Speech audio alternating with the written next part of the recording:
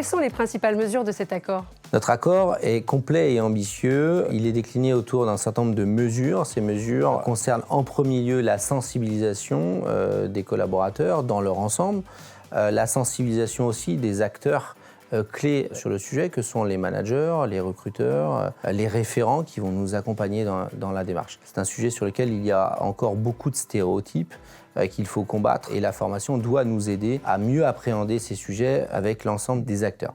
Ceci pour entraîner un certain nombre d'autres mesures que sont le recrutement.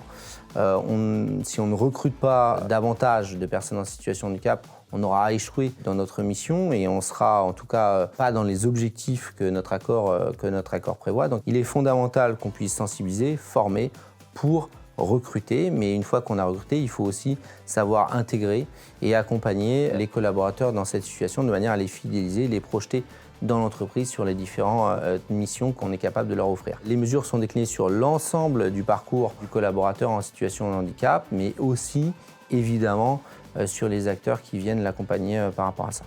Concrètement, un accord handicap, ça change quoi pour les collaborateurs en situation de handicap ? Un accord handicap permet aux collaborateurs de disposer de différents moyens pour les accompagner dans leur situation. Ces moyens sont divers et variés. Ça peut être des jours de congés supplémentaires pour leurs démarches liées à leur handicap. Ça peut être un aménagement de poste, un suivi personnalisé, un changement d'horaire, etc., etc. C'est pour ça qu'il est fondamental que les personnes puissent se déclarer. J'invite chacun qui veut donner du sens à contribuer, participer d'une manière ou d'une autre à notre démarche.